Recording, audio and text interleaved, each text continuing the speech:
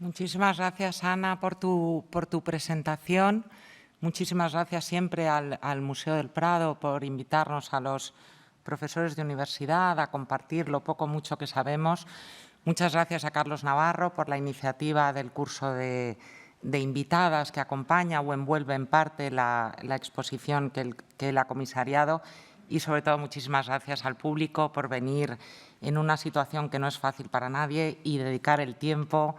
y el valor a salir de casa y a dedicarme una hora de su tiempo. Así que muchísimas gracias al público. Hoy vamos a hablar de una sección de la exposición de invitadas que, según me cuentan, ha suscitado cierto interés en el público, especialmente la copia de Isabel II de Murillo.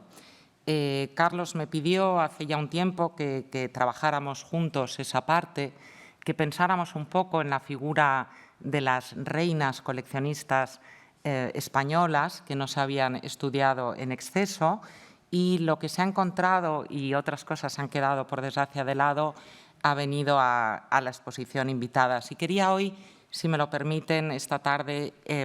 hacer un marco del contexto que explica por qué Isabel II copia la Sagrada Familia del pajarito.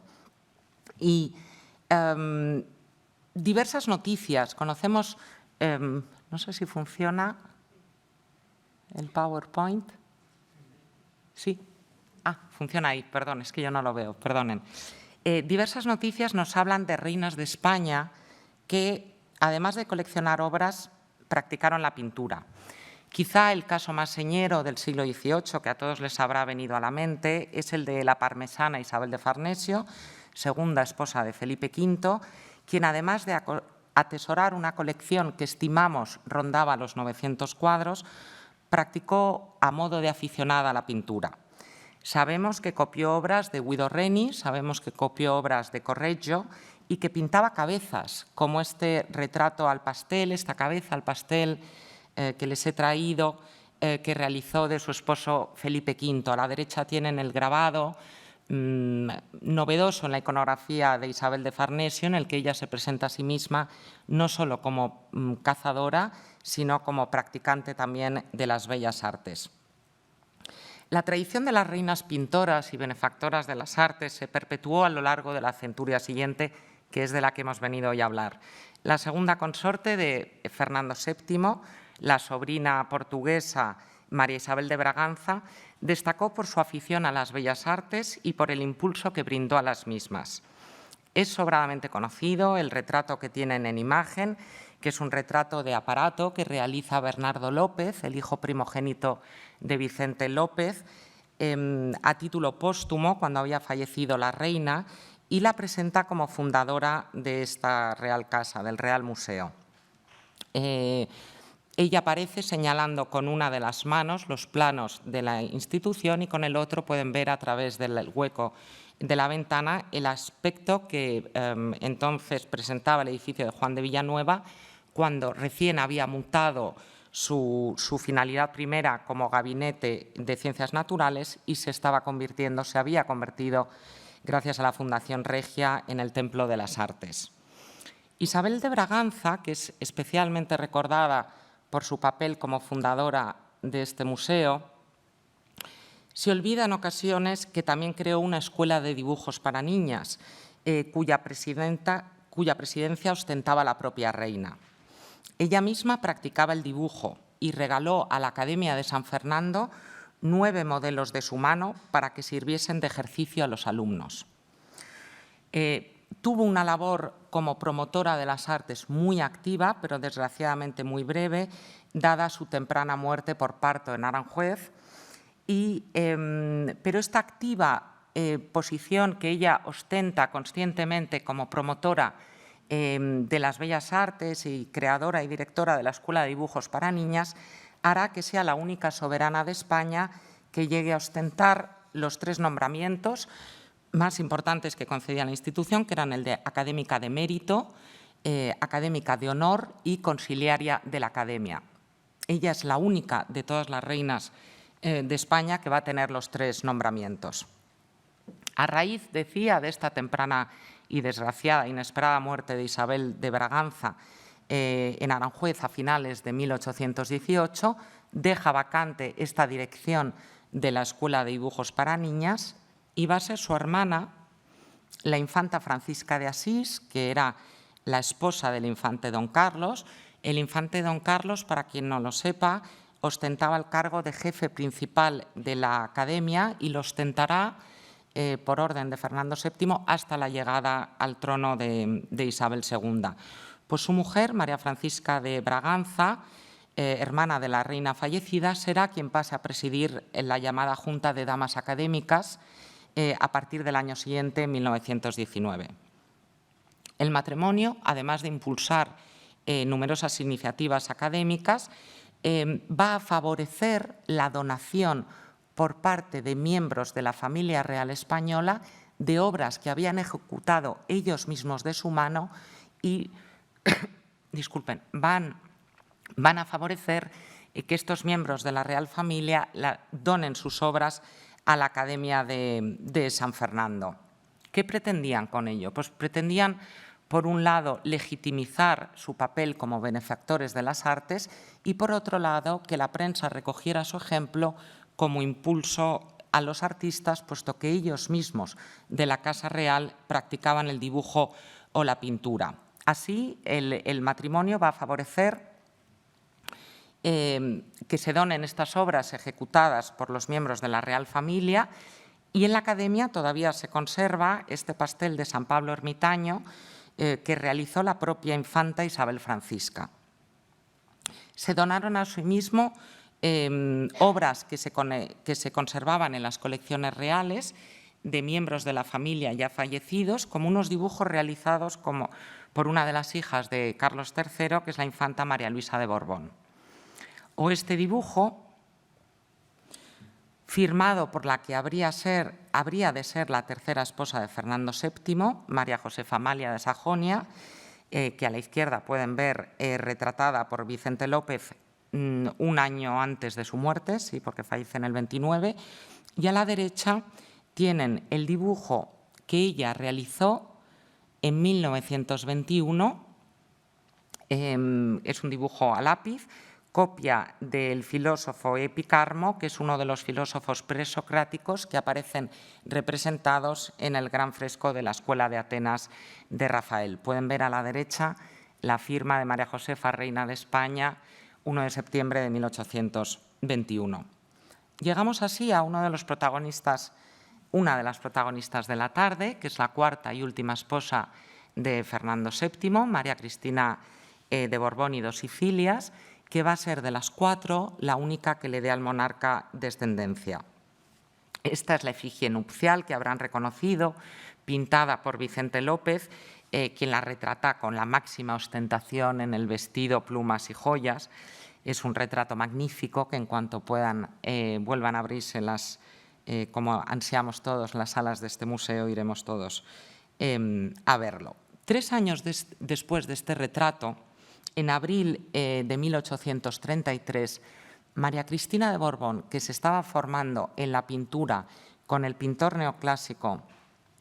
José de Madrazo, envía una carta a José de Madrazo, lo cual ya resulta quizá excesivamente protocolario y algo extraño, porque ellos, como luego veremos, se pasaban muchas tardes juntos mientras ella practicaba la pintura, pero ella como reina le envía desde Palacio una carta a José de Madrazo indicándole en esta carta que ella ha terminado un cuadro, que es el cuadro que tienen en imagen de Amor y Psiquis, o Psiquis y Cupido, según las fuentes, y que quiere que José de Madrazo se lo presente a los profesores de la Academia para pedir su ingreso en la misma. Ella lo regala a modo de donativo. José de Madrazo, 2 semanas más tarde, en la siguiente junta ordinaria que se celebra en la Academia, lee en voz alta la carta de la reina a los individuos y profesores de la institución que estaban presentes en la junta ordinaria y, a su vez, ellos remiten un sentido escrito adulatorio a la reina diciendo no puede ser mejor el cuadro que usted nos remite que habla de sus beldades y capacidades artísticas, una no muy larga, pero muy sentida carta de agradecimiento, a la que a su vez la reina María Cristina vuelve a contestar a la Academia, pero esta vez no usa ni la fórmula protocolaria de escribir a través de su maestro de pintura, sino que se va directamente a la prensa, y la prensa publica una larga carta en la que la reina, que es lo que en el fondo pretende, publicita la labor que ha hecho de benefactora de las artes y dice que es su obligación, que ella se va a comprometer a honrar el genio, la sabiduría y a las corporaciones como la Academia de San Fernando, que siempre tendrán su apoyo y que queda muy agradecida por el enorme impacto que ha creado su obra entre los académicos. Al regalar esta obra de Amor y Psiquis a la Academia de San Fernando, la reina María Cristina de Borbón se estaba insertando en el fondo dentro de la tradición de las reinas pintoras y benefactoras de las artes que nos reúnen hoy. El envío del lienzo recibió a posteriori cierta atención por parte de la prensa, que le llega a dedicar 2 artículos en una publicación que se llamaba La Revista Española, en los que alaba con largas frases la inconmensurable beneficencia de la que hace gala la reina al regalar su cuadro a la Academia y las enormes dificultades que había tenido que vencer para sacar adelante tan insigne obra. Y además, la prensa se da cuenta en esos artículos que posiblemente la reina, además, esta obra encierre una alegoría moral y que encierre algún significado. Bien, la elección del asunto que pintó María Cristina de Borbón, en mi opinión, y en la de Carlos Navarro, no creemos que sea ni casual ni inocente, ¿no? Ahora veremos esta tarde algunas obras que verán cómo resulta complicado de entender que fueran temas elegidos al azar. Este en concreto, en mi opinión, ha de insertarse plenamente en la campaña de promoción de la propia imagen de la reina que se estaba llevando a cabo desde la Casa Real. El otoño anterior, el otoño del 32, su esposo, Fernando VII, había caído gravemente enfermo en el Palacio de la Granja y en este doloroso y grave padecimiento del que nadie pensó que se iba a reponer, la reina tuvo, según las fuentes, una ejemplar actuación en el que le cuidó con absoluta entrega y supo durante aquella crisis llevar las riendas del gobierno, porque son los meses en los que a Fernando VII se le obliga a revocar la pragmática sanción que iba a permitir gobernar a su hija primogénita Isabel II. En ese contexto, un entonces jovencísimo Federico de Madrazo, ya lo explicó José Luis Díez en el catálogo, ve la manera de insertarse dentro de los ambientes cortesanos, lo que consigue con éxito, y acomete el lienzo que tienen en imagen, titulado La enfermedad de Fernando VII. El rey, una vez que se recupera, queriendo agradecer no solo la obra de Federico de Madrazo, sino, insisto, el dignísimo papel que había jugado de abnegada esposa su mujer, ordena que este cuadro de Federico se exponga durante 2 semanas en el Real Museo, abierto al público para que todo el mundo vea la imagen de su mujer cuidándole. Estamos exactamente en el mismo mes en que se está exponiendo esta obra en este Real Museo. En ese mismo momento, María Cristina se presenta a la Academia como benefactora de las artes y como excelsa pintora que ha de merecer las alabanzas de los académicos. En nuestra opinión, es una clarísima operación de imagen que evidencia cómo ella, de la mano de Fernando VII, que ya sabe que tiene una salud muy debilitada, se tiene que presentar, por un lado, con el cuadro de Federico, con la mano firme que es capaz de llevar las riendas del Estado durante la convalecencia u ausencia, que ya era previsible, del esposo. Esa misma mano que maneja las riendas es la misma mano que excede todos los honores cuando maneja el pincel. Y se presenta ante la academia y ante el público con un tema que, insisto, no creemos sea casual, esta Mori Psiques, que es un mito de la antigüedad largo de explicar aquí, pero que pueden mirar a quien le interese tranquilamente. Es una pareja que se ve sometida a todo tipo de la mitología clásica, que se ve sometida a todo tipo de padecimientos infligidos por los familiares, que conforman el dios Cupido y la hija de un rey que es Psique, y de cuyos amores, y esto es muy importante, nace una única hija, que es Edoné. No creemos, por lo tanto, que sea casual que la reina María Cristina de Borbón, en claro predecir del pronto marchar de su esposo Fernando VII, se esté presentando, esté de nuevo justificando la importancia en no revocar la pragmática sanción y que gobierne Isabel II. Desde el punto de vista formal, estoy segura que a muchos de ustedes les ha sorprendido lo cercana que resulta la obra de María Cristina de Borbón al lenguaje neoclásico que defendía su maestro José de Madrazo. Les he traído a la derecha El amor divino y amor profano, también atesorado en el Museo del Prado, que es un cuadro que en 1813 José de Madrazo había realizado en Roma, lo había traído con él a España y se encontraba en las colecciones reales. La propia Isabel de Braganza, de la que hemos hablado hace un rato, lo había copiado. Luego, al trazar el discurso del texto de esta sección de la exposición Invitadas, lo más cerca que conseguimos llegar al lenguaje de María Cristina de Borbón fue este cuadro de José de Madrazo, que nos pareció que tenía muchas similitudes con la obra de María Cristina. Sin embargo, de absoluta casualidad, y para eso están los catálogos y las exposiciones, para que más gente pueda presentar obras que atesoran, ha sido el caso de un coleccionista madrileño con el que hablé precisamente ayer, justo antes de esta conferencia, que tiene en su casa, y al que agradezco muchísimo me facilitara la imagen y me vaya a autorizar ir a ver el cuadro. Para mi sorpresa, tiene un cuadro de Pedro Kunst que es exactamente igual que el de María Cristina de Borbón. Y aquí empiezan unos problemas que luego desentrañaremos. Está firmado, como pueden ver en la imagen de la derecha, clarísimamente firmado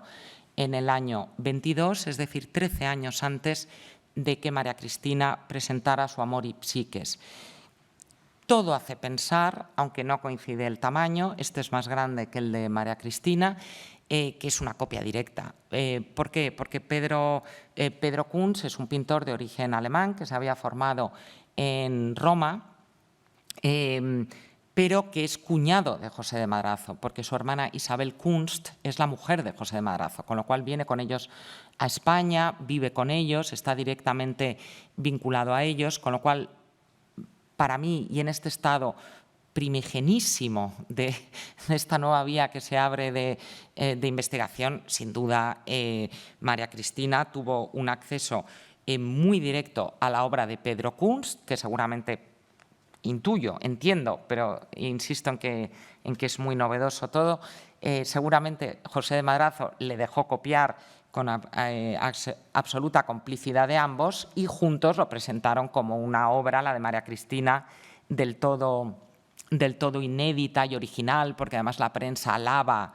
lo original, que es la composición de María Cristina y de dónde habrá sacado esos modelos. Bueno,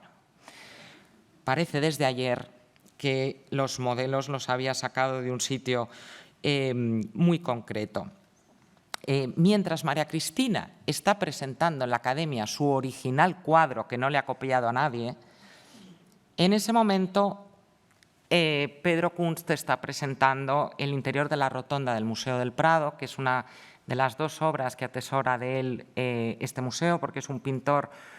muy desconocido todavía y por desgracia. Habrán reconocido la rotonda del Museo del Prado, donde hoy se conserva el Carlos V y el Furor. Ayer, al llegar a mí y agradezco tanto esta obra de Pedro Kunst, me pregunté si María Cristina había tenido a lo largo de las varias colecciones que ella juntó. Ella hace y deshace permanentemente. Como coleccionista es muy difícil de seguir la reina María Cristina porque aprovecha la desamortización, adquiere muchas obras de manera un poco especial. Cuando le incautan la colección a su sobrino, el infante Sebastián Gabriel, se queda una parte antes de llevarla a la Trinidad. En fin, es una coleccionista que aprovecha las difíciles circunstancias político-económicas que están viviendo España en la década de los 30-40. Pero ayer estuve mirando en los varios inventarios que tengo de ella y en las diversas ventas que hace de partes de su colección en varios momentos, y llegó a tener 7 cuadros de Pedro Kunst. Con lo cual, para mí, tiene todo el sentido que ahí hubiera, insisto, por favor, en decirlo todo de manera del todo precipitada, seguramente, pero conociendo a María Cristina, seguramente le hicieron un quid pro quo al tío Pedro, como le llamaban los Madrazo, de vamos a copiar esta obra y María Cristina te va a adquirir determinadas obras. Bien, tras el enorme pesar que supuso la muerte de Fernando VII, María Cristina a los 3 meses se vuelve a casar y esta vez lo hace con un guardia de corps en diciembre de 1833, llamado Agustín Fernando Muñoz y Sánchez, que había pertenecido a su guardia de corps cercana, o sea, tenía un trato directo con la reina y con la que ese matrimonio secreto y morganático que se celebró en Palacio por la noche y sin testigos, porque el matrimonio de la reina con un guardia de corps podía provocar a la pronta o a la larga que se desestimara el gobierno de regencia que ella ostentaba durante la minoría de edad de Isabel II. Tuvieron 8 hijos y todos secretos. La reina, mientras está en España, oculta todos los embarazos que coinciden antes de su exilio. Y ella, durante el matrimonio con Agustín Muñoz, o sea, de diciembre del 33 al 51, exceptuando unos pequeños paréntesis, que son el año 40, donde no presenta ninguna obra, y luego el exilio de poco más de 3 años que padece en París a partir de la llegada de Espartero, la reina María Cristina empieza, envalentonada por el éxito de su obra original que le había regalado a la Academia de San Fernando, empieza ella misma a presentarse a las exposiciones anuales que se celebraban en la Academia y a otras de las que luego hablaremos. Por causa del origen italiano de la reina María Cristina, que era napolitana, y la formación con Madrazo, es decir, una formación neoclásica basada en el dibujo, casi todas las obras, copias directas que ella presenta de obras conservadas en la colección real o ya en el Real Museo,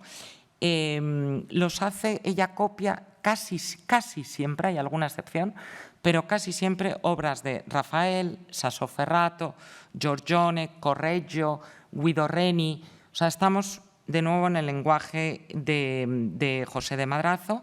y los asuntos elegidos, y esto nos interesó mucho durante esta investigación, son casi todo vírgenes o sagradas familias, intentando combatir, o sea, cada vez que María Cristina llegaba a una exposición con una obra de su mano, que era siempre o una Sagrada Familia o una Virgen candorosa, intentaba combatir el descrédito al que era permanentemente sometida por el público y la corte, y en Madrid se empezaba a saber, además de todos esos embarazos secretos, se empezaba a saber que el matrimonio se estaba enriqueciendo de una forma posiblemente cuestionable. Para justificar esta irregular vida privada, en el otoño del 34, María Cristina aparece con una Concepción, copia de Murillo, cuando está a punto de dar a luz al primer hijo con Fernando Muñoz. Entonces ella aparece en la inauguración, dice la prensa, con holgado traje, ¿no? Entonces ella va con su holgado traje y su concepción de Murillo, lo cual no deja de tener cierto sentido. Al año siguiente, cuando ya ha dado a luz, aparece con una cabeza de la Virgen, copia del Sassoferrato, y al tercero con una Virgen, el Niño y un San Juanito de Correggio, un mes antes de dar a luz de manera clandestina, insisto, al segundo hijo habido de la unión con Fernando Muñoz. Pedro de Madrazo, que debía ser consciente, como toda la familia Madrazo, de esta realidad paralela en la corte, rápidamente lanzaba a través de la prensa unas loas, luego me extenderé sobre la prensa, alabando las cualidades de tan augusta pintora y copista, que es capaz, como decíamos antes, de llevar las riendas de la nación y ser a la vez ejemplo de artista y promotora de las artes. La historiografía no ha sido capaz a día de hoy de zanjar la verdadera autoría de estas obras, ¿no? Muchas no las conocemos, pero de las que conocemos es muy difícil decir con seguridad si los cuadros que María Cristina presentó como propios a todas estas exposiciones eran pintados por ella o no. Si cogemos la correspondencia de José de Madrazo, las cartas que le envía a su hijo Federico, en esa correspondencia se trasluce una buena impresión. La reina parecía causar en José de Madrazo una buena impresión. Quizá la buena impresión se basaba en que cuando la reina realiza una visita al Real Museo de Pintura y Escultura, que es en el 12 de octubre del 38, cuando José de Madrazo se está estrenando como director de esta institución, le promete que se va a traer todos los cuadros que están, lo mejor que atesora el Real Sitio del Escorial, que se lo va a entregar al Prado, le promete la reina, que le va a dar dotación económica de su propio bolsillo para abrir nuevas salas. Con lo cual,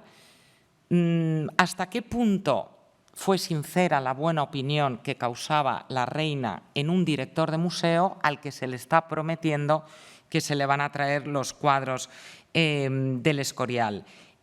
Pero lo que él cuenta, si nos ceñimos a la fuente estricta, lo que cuenta José es que la reina pasa toda la tarde pintando y que le hace ir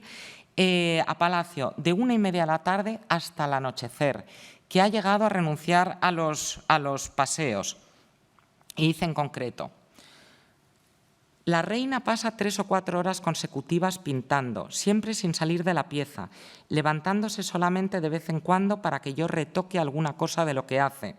siendo extraordinaria la afición con la que ha tomado la pintura, y a pesar de los hermosos días que hace y que todo el mundo va a paseo, la reina prefiere quedarse en palacio pintando, a excepción de los días de fiesta.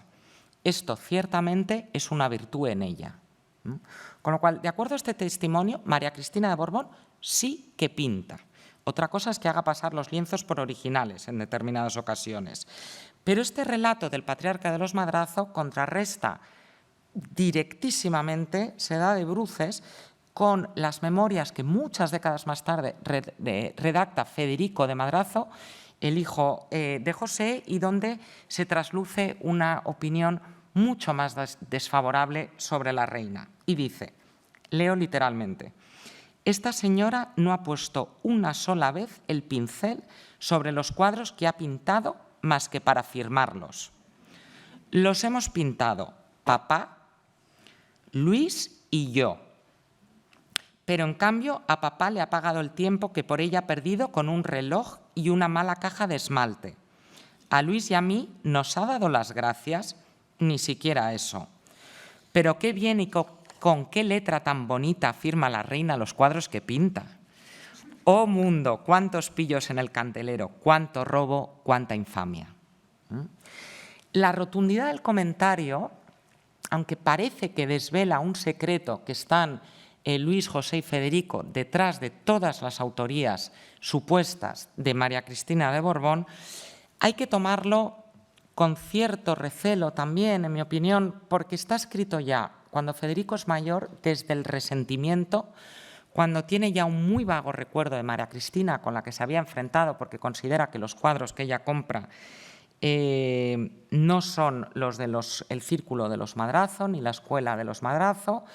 donde se ha olvidado ya en gran parte, por las memorias son tristes en cierta medida, y se ha olvidado ya en parte de todos los honores que le concedió dicha soberana. Y es difícil también saber quién dice la verdad de los Madrazos,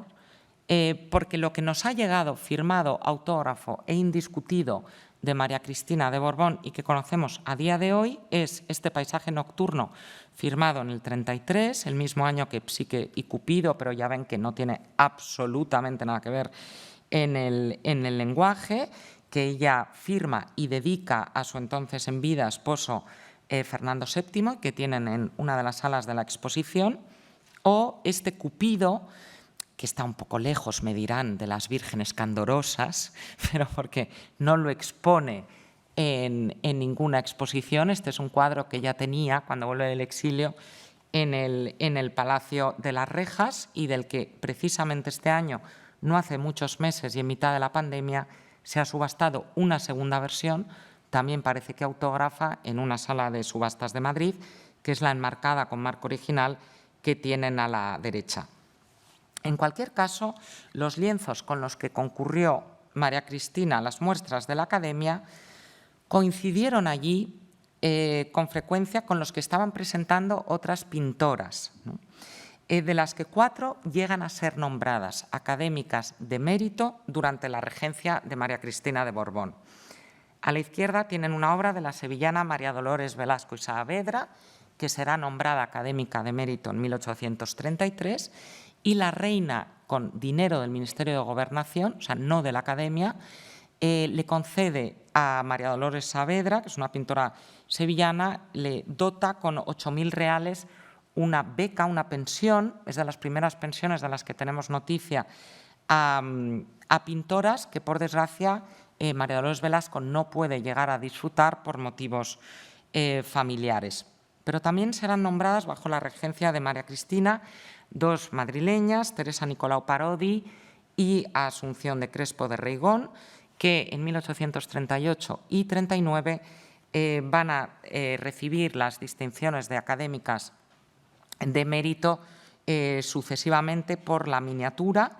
y por último, en el año 40, Rosario Beis, de la que ahora hablaremos.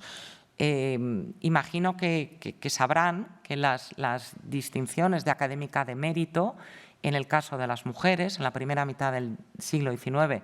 en la Academia de Bellas Artes de San Fernando, no implica absolutamente nada. Es eso, una distinción honorífica.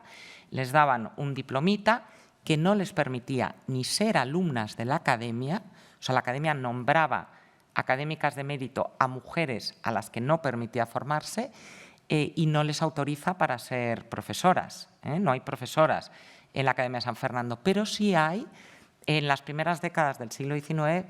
artistas mujeres que son nombradas académicas de mérito, habitualmente por la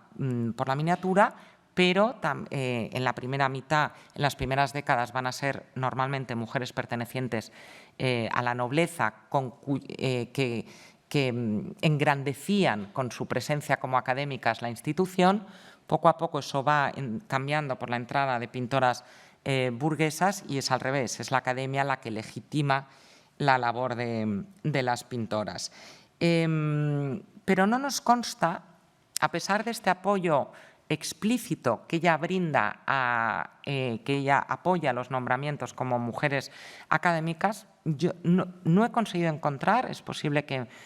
me equivoque, para eso están las rectificaciones, me encantaría equivocarme además, pero no he conseguido encontrar en ninguno de los inventarios de María Cristina que ella comprara obras de mujeres. Ella reunió, como decía antes, varias colecciones sobre las que no me puedo extender, que además van y vienen de París, las expone en diferentes sitios. Era una exposición fundamentalmente de pintura barroca, pero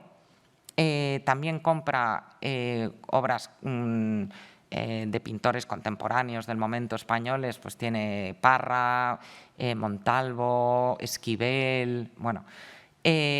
No he encontrado mujeres y simplemente como muestra un botón de la magnífica tabla de Luis de Morales que hoy se encuentra en el Instituto de Arte de Minneapolis, o a la derecha el retrato de Asensio Julia, que habrán reconocido que hoy atesora el Museo Thyssen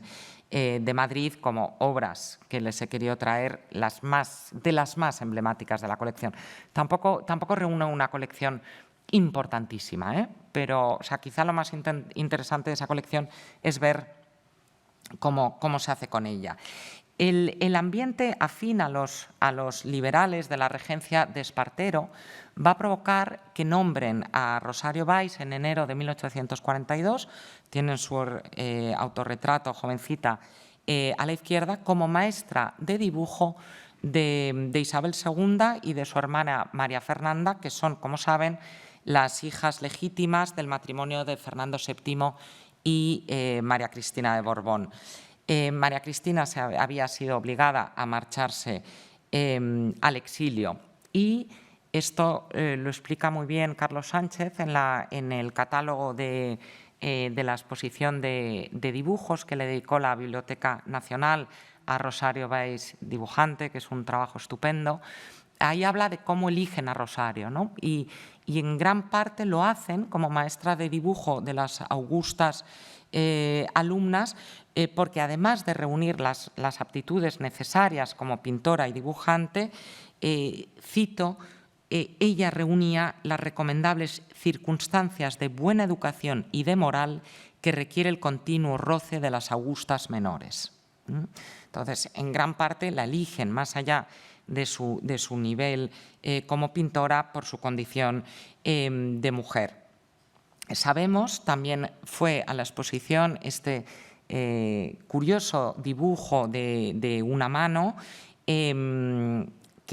es lo primero que yo he visto de Isabel de Borbón, lo poquísimo que yo he visto de la reina. A la izquierda habrán reconocido su retrato, el retrato de Vicente López, también del año 42, el mismo año que el dibujo, mientras retratada estudiando geografía. Son los años, se han leído la monografía estupenda de Isabel Bourdiel, dedica muchos capítulos con gran acierto a los años de formación o desformación de la reina. Ellas se van a formar, las dos hermanas, junto a Rosario Valls. Es muy difícil saber qué parte de esa formación, que duró año y medio, cala en las jóvenes niñas. Es posible que le transmitiera la importancia de las copias. Rosario Valls, además de magnífica dibujante y litógrafa, es una excelente copista, como atestigua este retrato de los duques de San Fernando de Quiroga, que tienen también en la exposición de invitadas, y que es de altísima calidad, por lo que durante tiempo se ha confundido de manera del todo comprensible con un original de Rafael Tegeo.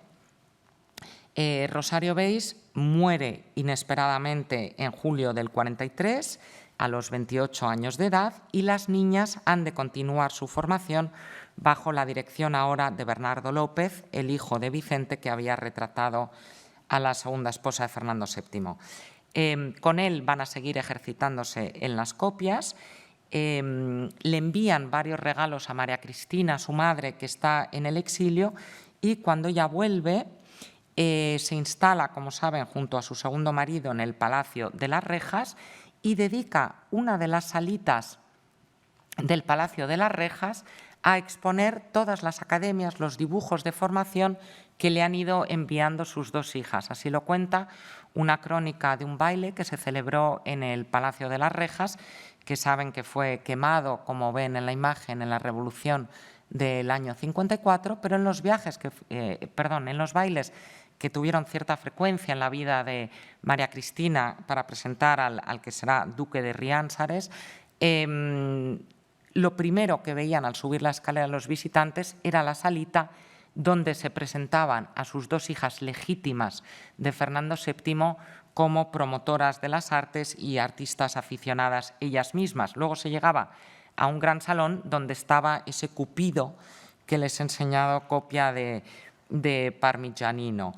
Cuando vuelve María Cristina del exilio, se lanza rápidamente otra vez a presentar sus obras de su mano, de su supuesta mano, a las exposiciones, y en la primavera de 1846 empiezan a presentarse juntas la madre y la hija. María Cristina empieza a competir a la vez, a presentar obras, no competían evidentemente, a presentar obras a las exposiciones que se celebraban en la Academia San Fernando, en el Museo de la Trinidad y en el Liceo Artístico, que son las tres que hemos rastreado. El Liceo Artístico, el Liceo Artístico estaba donde está ahora el actual Museo Thyssen, en el Palacio de Villahermosa. Fue siempre, desde su fundación hasta su breve fin, una institución del todo entregada a la causa cristina y isabelina, y de la que ambas monarcas fueron siempre claras benefactoras. De hecho, Isabel II, en estas primeras veces en que empieza a presentarse ella como pintora a las exposiciones, compra en la exposición de la Academia una obra que es una vista de la costa de Biarritz, realizada por la pintora y litógrafa parisina Hélène Fayet. Esta pintora, Hélène Fayet, estaba también vinculada al Círculo de los Madrazo, puesto que su padre había trabajado en el Real Establecimiento que había dirigido José de Madrazo, y ella misma había trabajado como litógrafa en la mítica revista fundacional del romanticismo, que es la revista El Artista, que dirigía Federico de Madrazo, con lo cual es una pintora estrechamente vinculada al círculo, y de la que, hasta donde sabemos, Isabel llega a comprar dos obras: una, la vista de Biarritz, que no hemos localizado, y la segunda, una vista del País Vasco, que podría ser perfectamente, porque encaja bastante con este mercado de pescado que tienen también expuesto en la exposición y que hoy atesora Patrimonio Nacional. En 1948, 2 años después de haberse presentado juntas por primera vez madre e hija, vuelven a hacerlo, esta vez doblemente, porque se presentan a una exposición del Liceo Artístico y Literario y de la Academia. ¿Qué pasaba cuando se presentaban María Cristina e Isabel a las exposiciones? Bueno, pues que las críticas, que habitualmente que con normalidad se dedicaban a este tipo de exposiciones, críticas más o menos ajustadas según quien las escribiera, imagino que como siempre, pues las críticas se veían obligadas a abrir con una crítica siempre elogiosa hacia la mano superdotada para la pintura de ambos, de madre e hija. Siempre se agradecía el noble ejemplo que brindaban a los jóvenes artistas al practicar ellas mismas la pintura, y se alababa siempre su doble condición de augustas aficionadas y augustas benefactoras. Estos críticos, como ya habrán imaginado, eran habitualmente afines a la causa cristina o estaban directamente vinculados a la órbita de los Madrazo, y siempre dedicaban elevadísimos elogios a las obras, que por desgracia muchas no conocemos, y he extractado unas cosas de la prensa, pero hablan de fieles trasuntos de los originales, copias deliciosas o incluso lo más bello que pueda darse en España. Bueno, como era costumbre, además, las reinas, las llamo las reinas, pero bueno, la reina madre Isabel II, solían adquirir en estos certámenes del Liceo y de la Academia obras de otros pintores que participaban en las muestras, para que la prensa elogiara, además de la buena mano con la que pintaran, elogiara asimismo su labor como promotoras y benefactoras. De nuevo, es Federico de Madrazo el que nos brinda una opinión no muy favorable sobre la práctica de lo que compraba María Cristina en la práctica. Leo extractando de sus memorias: la reina es bastante falsa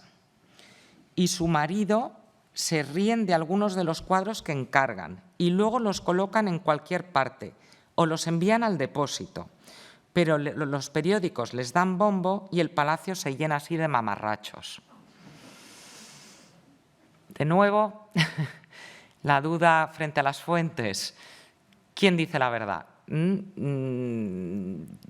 Tampoco debía ayudar mucho a la memoria de Federico que ellos no fueran especialmente beneficiados con esas compras, porque lo que compran María Cristina e Isabel no es del círculo de los Madrazo.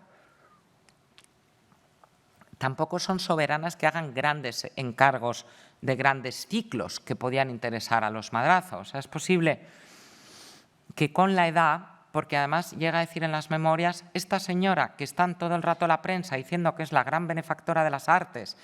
que va a abrir salas en el Museo del Prado, que va a traer los cuadros del Escorial, y dice, hasta donde yo sé, ha ido 2 veces al museo. Entonces,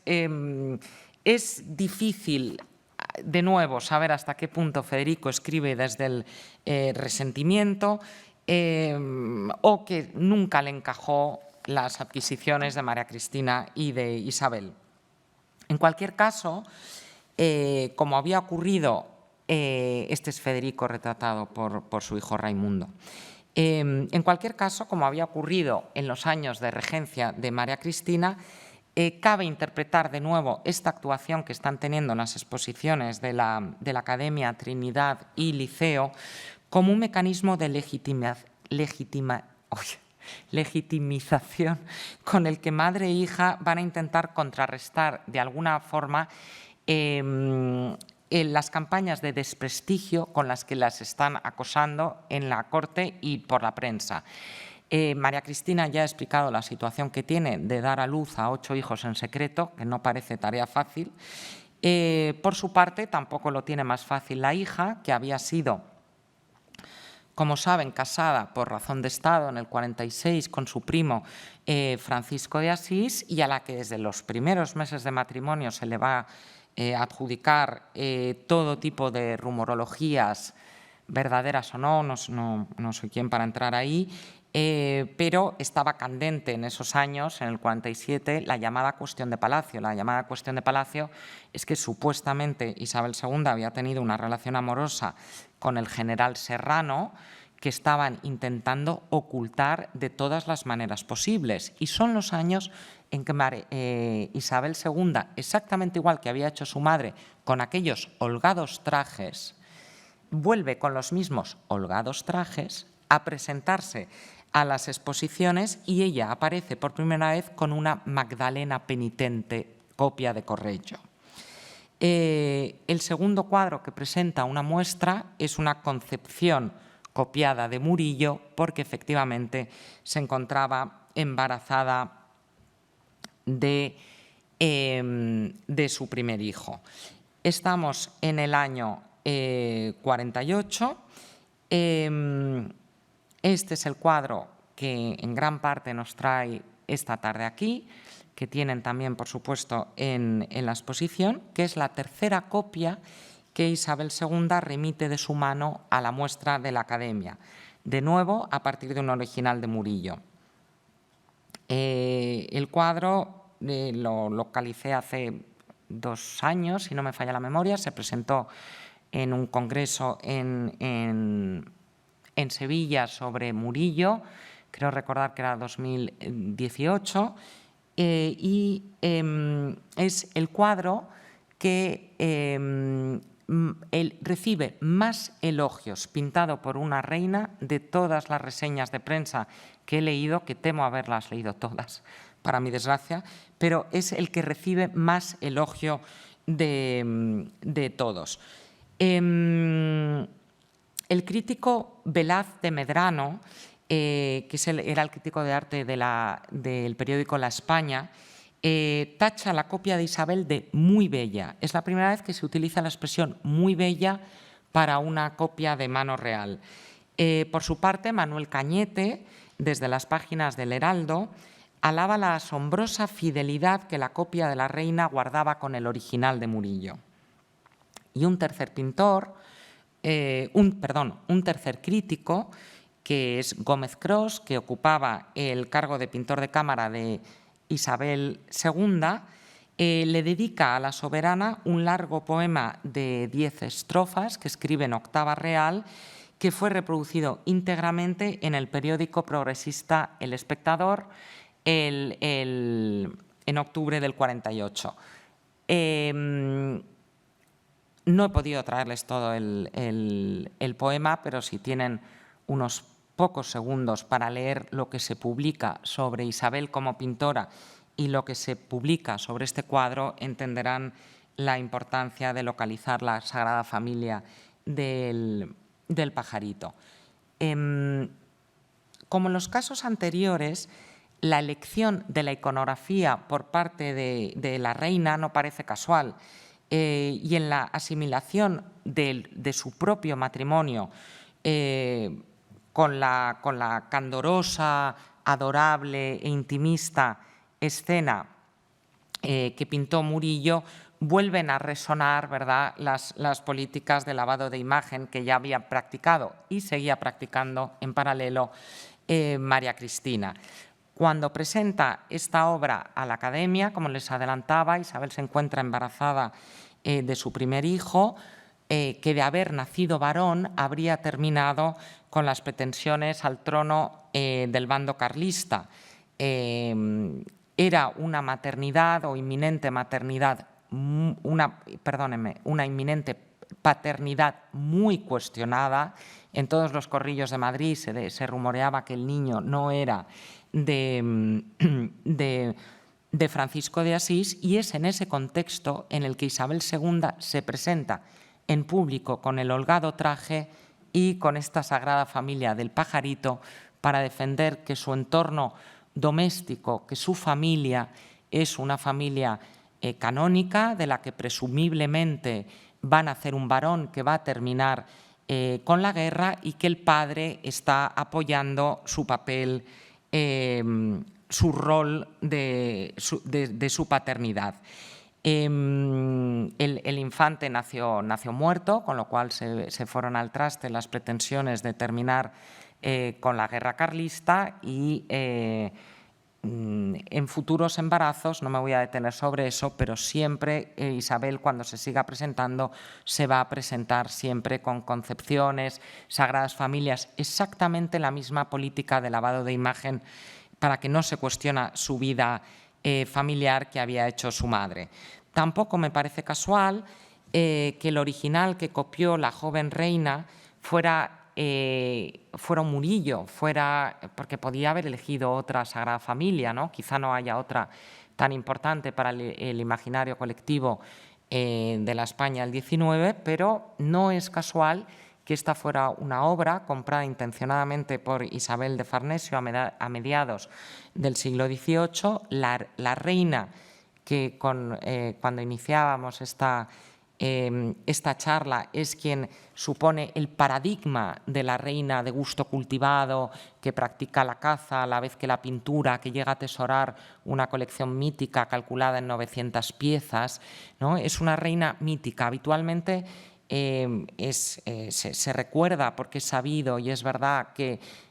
Isabel II hizo una política muy consciente de parangonar su imagen con la otra gran Isabel, que era Isabel la Católica, y se ha escrito muchísimo sobre ese tema. Yo creo que en este caso muy concreto con la que se quiere parangonar es con la segunda Isabel, que es Isabel de Farnesio, porque su condición de coleccionista, pintora, es verdad que siempre tuvo fama de tener muy mal genio, pero más allá de todo eso le podía interesar, en la situación en la que se encontraba, a la joven Isabel parangonarse copiando una obra que había comprado Isabel de Farnesio. Es una reina, igual que con la católica, con la que ella comparte nombre y con la que quizá quiso trazar un paralelismo o una línea continua al copiar una obra que ella había atesorado con especial cariño. En 1868 la revolución, lo saben sobradamente, provoca el exilio de Isabel II en París, quien cuando llega a París se instala en el entonces llamado Palais Bazilensky, el palacio que nosotros conocemos como Palacio de Castilla, Se separa inmediatamente de su marido, que no vive muy lejos, luego se va a ir más lejos, pero en los primeros años no vive muy lejos, y ella abdica en 1870, a los menos 2 años de llegar al exilio en favor de su hijo Alfonso XII. Alfonso canaliza todas las esperanzas de la recuperación del trono para los Borbones, canaliza toda la fuerza simbólica de la Vuelta a España. Entonces, habría que haber esperado, quizá, no lo sé, quizá sea un prejuicio, que Isabel, cuando llega a París, está exiliada y ve la oportunidad de hacer un gran retrato de su hijo, heredero al trono y heredero de su memoria, lo hubiera encargado a uno de los grandes de ese momento. Estamos en el 1869, está pintando Bouguereau, está pintando Winterhalter. Se me ocurren muchos pintores muy renombrados para un gran retrato de aparato, pero no, se lo encarga a una pintora desconocida, a una chica francesa que es Cécile Ferrer, que había sido discípula de Chapelain, que es de los pocos pintores del XIX que admitió, por lo menos en París, mujeres en las décadas centrales del siglo, luego cambia, pintores en su atelier, y le encarga a una desconocidísima Cécile Ferrer este retrato del príncipe Alfonso Cazador, que a todos les habrá traído seguro a la mente el guiño clarísimo que trae con los retratos de Carlos II, porta Alfonso el toisón de oro, y también les habrá recordado, por supuesto, al príncipe Baltasar Carlos, ¿no? Es pues un retrato muy importante, un retrato de memoria que ella va a preservar siempre en sus colecciones hasta la muerte en 1904, pero es que encarga un segundo retrato. Y este segundo retrato se lo encarga a una pintora aún más desconocida. Cécile Ferrer, perdón, la anterior, no lo he dicho, lo va a presentar al Salón de París, donde obtiene ningún premio, pero cierto reconocimiento de la crítica, que alaba especialmente lo bien parecido que ha hecho el retrato y el claro guiño a la tradición de la escuela española, pero es que un segundo retrato, que no tiene tanto el carácter oficial que tiene el primero y que ella va a atesorar siempre, que es el de Alfonso XII y sus hermanas, se lo encarga a una señora de la que no sabemos absolutamente nada, o poquísimo, ahí tenemos poquísimas noticias de prensa, que es Isabelle Bernier. Es un retrato muy grande, ahora lo tienen expuesto cuando nos dejen salir en el bellísimo Palacio de Río Frío, que además se ha reacondicionado recientemente estupendamente. Es un retrato muy grande que le encargan a esta chica de 17 años, que poco más hace, porque no conseguimos localizar mucho más de ella. Por lo tanto, Isabel segunda, su madre María Cristina, podremos cuestionar hasta qué punto copiaron, hasta qué punto hicieron pasar por propias composiciones que desde ayer sabemos que son de Pedro Kunst, pero no podemos cuestionar que fueron dos coleccionistas de cierto interés. Yo no hablaría de grandes coleccionistas, pero sí de coleccionistas, posiblemente mejor coleccionista María Cristina, es más importante su colección que la de Isabel, pero la de Isabel es una colección que ella no se puede llevar la primera consigo a París, porque al exilio se va sin nada, la crea en París una segunda colección en el Palacio de Castilla que tienen en imagen, y ella muere en 1904 con un inventario y un testamento en el que muchos cuadros quiere que se queden pour mémoire, dice, ¿no? Para la memoria, que no quiere que se vendan y que han de quedarse, según el inventario de bienes, para la memoria. Entre ellos están sus Murillos, pintor del que ella llega a reunir 6 cuadros. Entre ellos están casi todos los cuadros que ella compra de pintoras mujeres, y entre ellos están sus copias, si es que fueron de ella. Muchas gracias.